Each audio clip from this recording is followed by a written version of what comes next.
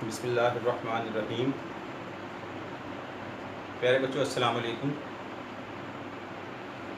پیارے بچوں، ہم نے میر تقی میر کی غزل کا آغاز کیا ہوا ہے، جس کے ہم شعر نمبر 1، 2 اور 3 کا مطالعہ جو ہے وہ کر چکے ہیں، اور اس کے ساتھ ساتھ ہم نے شاعر کا جو تعارف تھا، جو اس کے حالات زندگی تھے، اس کو بھی ہم نے جو ہے وہ ڈسکس کیا تھا۔ تو آج ہم اس لیکچر میں میر تقی میر کی غزل کے اگلے 2 شعر، یعنی شعر نمبر 4 اور شعر نمبر 5 کا جو ہے وہ انشاءاللہ مطالعہ کریں گے۔ اس کی تفہیم، اس کا مفہوم سمجھیں گے، اور ساتھ اس کی وضاحت کے حوالے سے جو اہم نکات ہیں اور جو اس کے حوالے کے اشعار ہیں، ریفرنس جو شعر ہوتے ہیں، وہ انشاءاللہ جو ہے وہ ڈسکس کرتے ہیں۔ تو آغاز کرتے ہیں اس غزل کے چوتھے شعر کا۔ شعر ہے: بار بار اس کے در پہ جاتا ہوں، حالت اب اضطراب کسی ہے۔ اس کو سمجھ لیں پہلے۔ بار بار اس کے در پہ جاتا ہوں، در دروازے کو کہتے ہیں، در کا مطلب دروازہ، کہ میں بار بار اس کے، مراد محبوب کے دروازے پر، یعنی اس کی دہلیز پر، اس کی چوکھٹ پر جو ہے وہ حاضری دیتا ہوں، بار بار اس کے در پہ پہنچ جاتا ہوں۔ حالت اب اضطراب کسی ہے، کیونکہ میری حالت جو ہے وہ بے چین ہے، میں بے چینی کے عالم میں ہوں۔ تو گویا ہم اس کا مفہوم کیا کہہ سکتے ہیں کہ بے چینی اور بے تابی کیا کرتی ہے، مجھے بار بار محبوب کے در پر، یعنی اس کے دروازے پر لے جاتی ہے۔ تو عزیز طلبہ، مفہوم امید ہے آپ کو سمجھ آ گیا ہوگا۔ اچھا دیکھیں، پہلی چیز اس شعر میں بے چینی کی وجہ سے بار بار محبوب کے در پر پہنچنے کی جو ہے وہ پہنچنے کی بات کی گئی ہے۔ اس کی وجہ کیا ہے؟ دیکھیں، انسان کی فطرت کیا ہے، میں نے یہ پوائنٹ بھی لکھے ہیں۔ دیکھیں، انسان کی فطرت ہے کہ جس چیز سے وہ محبت کرتا ہے، جو چیز اس کو عزیز ہوتی ہے، وہ اس کو اپنے قریب رکھنا چاہتا ہے یا خود اس کے قریب رہنا چاہتا ہے۔ جس چیز سے انسان کو انسیت ہوتی ہے، جس چیز سے محبت ہوتی ہے، فطری طور پر انسان کیا چاہتا ہے کہ وہ ان کے پاس رہے یا وہ اس کے قریب رہیں۔ تو انسان، ایک عاشق کے لیے جو ہے وہ ظاہری بات ہے، جو اس کا محبوب ہے وہ عزیز ترین ہستی ہوتی ہے اس دنیا کی، تو وہ کیا چاہتا ہے؟ وہ چاہتا ہے کہ اس کا محبوب اس کے پاس رہے، یعنی وہ اس کے ساتھ رہنا جو ہے وہ چاہتا ہے، اس کو اپنے قریب دیکھنا چاہتا ہے۔ لیکن اگر ہم اردو شاعری کی جو روایت کو دیکھیں تو یہاں پر عاشق اور محبوب کا جو تعلق ہے وہ اتنا کوئی ہمیں خوشگوار نظر نہیں آتا۔ عموماً کیا ہے کہ ان کے بیچ میں ایک کھچاؤ کی کیفیت جو ہے وہ نظر آتی ہے۔ محبوب جو ہے وہ جتنا عاشق اس کی طرف جو ہے وہ لپکتا ہے، محبوب اس سے اتنی ہی دوری اختیار کرتا ہے۔ تو یہ جو دوری ہے، یہ پھر عاشق کے دل میں کیا پیدا کر دیتی ہے؟ بے چینی پیدا کر دیتی ہے۔ محبوب جس کو وہ حد سے زیادہ چاہتا ہے، دنیا جہان سے زیادہ جس سے محبت کرتا ہے، جب وہ اس کو اپنی آنکھوں کے سامنے نظر نہیں آتا تو پھر اس کی طبیعت میں بے چینی پیدا ہوتی ہے، اور اسی بے چینی اور اضطراب کے عالم میں پھر وہ کیا کرتا ہے؟ وہ بار بار اپنے محبوب کے دروازے کے چکر لگاتا ہے کہ شاید جو ہے وہ کسی طرح مجھے محبوب کا دیدار حاصل ہو جائے، مجھے میرا محبوب جو ہے وہ نظر آ جائے، دکھ جائے، تاکہ میرے دل کو کیا آ جائے؟ چین آ جائے۔ کیونکہ عاشق کے دل کا جو چین ہے، جو اس کی بے تابی ہے، جو اس کا اضطراب ہے، وہ دور کیسے ہوگا؟ کہ اس کو محبوب نظر آئے، محبوب کی کا جو ہے وہ دیدار حاصل ہو جائے۔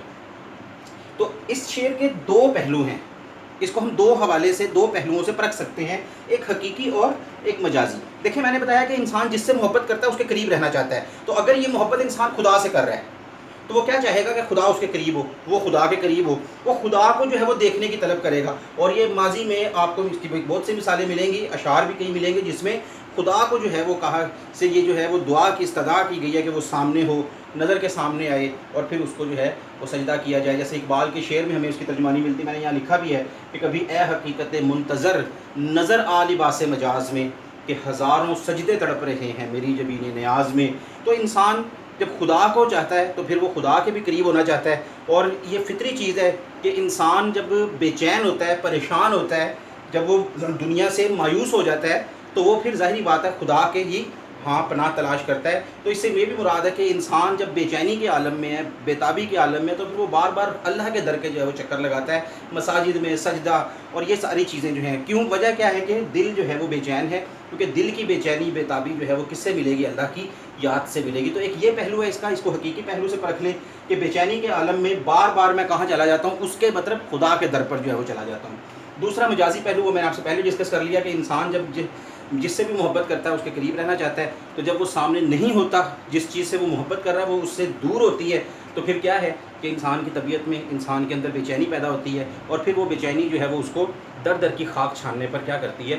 مجبور کر دیتی ہے۔ تو یہی وجہ ہے کہ بار بار وہ بے چینی کے عالم میں چکر لگا رہا ہے، اور بار بار چکر، دیکھیں بار بار کے لفظ پہ غور کریں، یہ بار بار کا لفظ ہمیں کیا بتا رہا ہے؟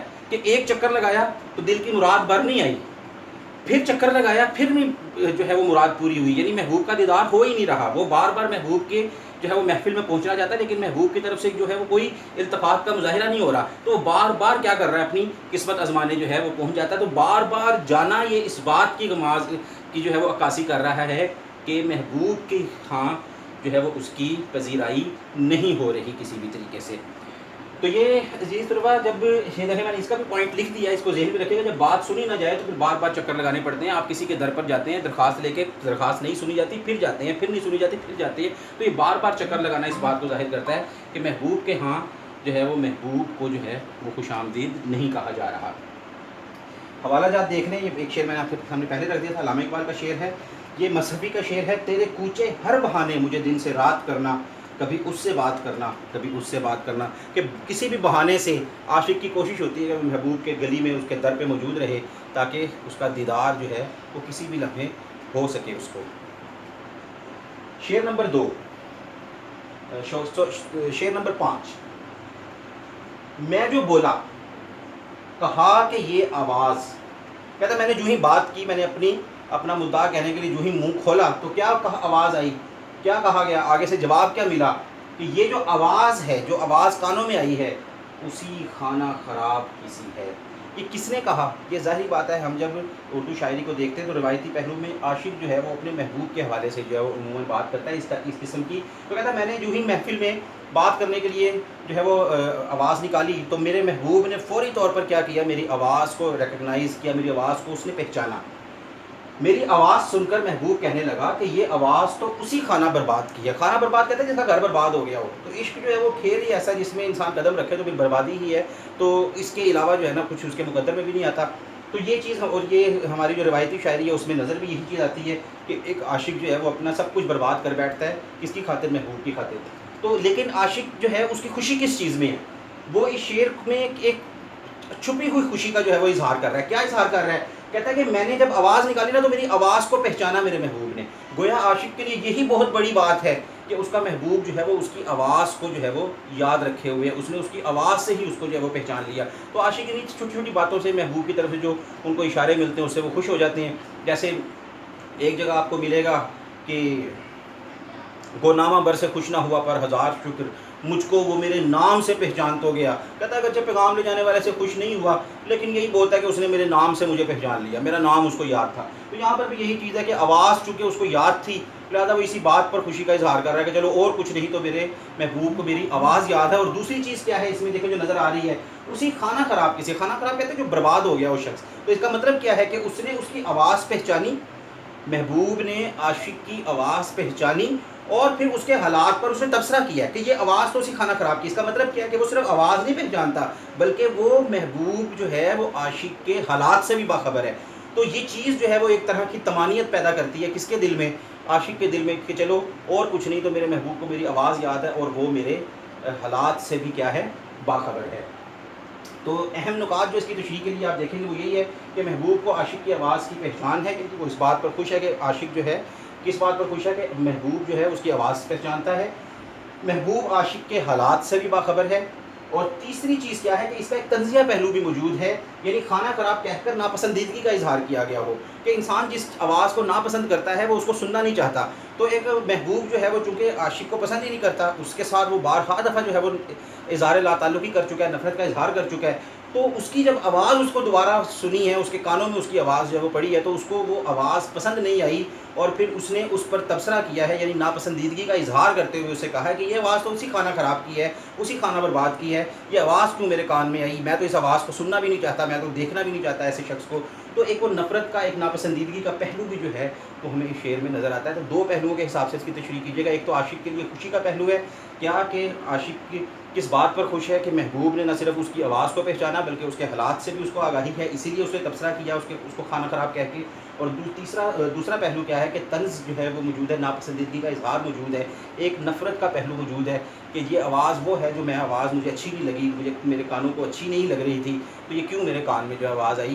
تو اس حوالے سے جو ہے وہ اس شعر کو آپ اس کی تشریح کیجیے گا، اس کو پھیلائیے گا. حوالہ جات، دل کی بات لبوں پہ لا کر اب تک ہم دکھ سہتے ہیں، ہم نے سنا تھا اس بستی میں دل والے بھی رہتے ہیں.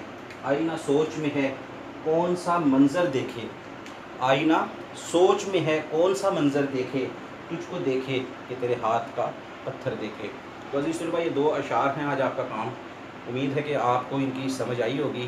باقی یہ کہ ان کو، اس لیکچر کو آپ نے سنا، ان کے اہم پوائنٹس نوٹ کریں اور ان کو یاد کریں، اور اس کی تشریح کو جو ہے وہ کسی بھی کاپی پر لکھیں۔